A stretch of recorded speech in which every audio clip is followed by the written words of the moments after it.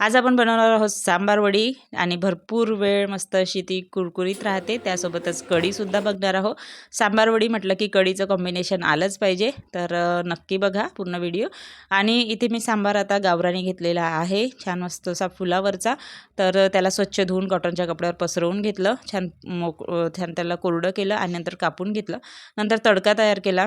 तर इथे मी तेल टाकलेलं आहे, गरम झालं की त्यामध्ये मोहरी, जिरं, नंतर टाकल्या हिरव्या मिरच्या, अद्रक लसूणची पेस्ट, हळद, तिखट, खसखस टाकली आणि चारोळी टाकली आणि धने पावडर टाकलं। थोडंसं उलटपालटी झालेलं आहे, पण तुम्ही या व्हिडिओमध्ये बघून घ्या।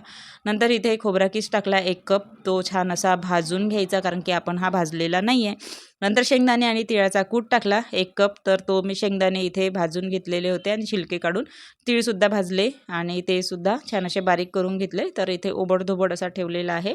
आणि नंतर टाकलं आमचूर पावडर 1 चम्मच, चवीनुसार मीठ, गरम मसाला टाकला, छान मिक्स केलं। नंतर इथे छान स्वच्छ धुवून निवडून कापून घेतलेला सांबार टाकला, चांगला मिक्स केलं आणि शेवटी टाकायची साखर टाकायला विसरायची नाही।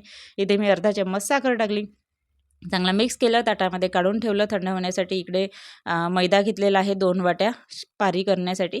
नंतर 2 वाट्या मैदा टाकला, त्यामध्ये ओवा टाकला, हळद, तिखट आणि 2 ते 3 चमचे गरम केलेलं तेल टाकलं, म्हणजे मोहन टाकलं, चांगलं मिक्स केलं। असं उंडा बनतो, गोळा लाडू बनतो अशा टाईपचं चांगलं मिक्स करून घेतलं। नंतर थोडं पाणी टाकून छान उंडा मळून घेतला। थोडंसं तेल लावलं, मॉलिश केली चांगली आणि 10 मिनिटासाठी रेस्ट करायला ठेवलं याला कपडा झाकून। चला कढीची तयारी करून घेऊ। दही घेतलेलं आहे मिक्सरच्या पॉटमध्ये, त्यामध्ये 1 ते 1.5 चम्मच बेसन टाकला आणि मिक्सरला ग्राइंड करून घेतलं, म्हणजे कढी छान एकसारखी होते। नंतर इकडे तडका दिला, तेल टाकलं, मोहरी, जिरं, मेथीचे दाणे, लसणाच्या कळ्या, मिरची, कढीपत्ता टाकली, अद्रक लसूणची पेस्ट टाकली, चांगलं परतून घेतलं। नंतर टाकली हळद आणि जे आपण मिक्सरला ग्राइंड केलं म्हणजे फिरवलं होतं ते टाकलं। छान असं पाणी टाकून घेतलं, म्हणजे कन्सिस्टन्सी कशी पाहिजे आणि आंबट वगैरे कसं आहे। चवीनुसार मीठ टाकली, साखर टाकलं, चांगले उकळ्या येऊ दिल्या, पण कढी करताना इकडे तिकडे हलायचं नाही, नाहीतर कढी बुत्ती गेल्याशिवाय राहत नाही।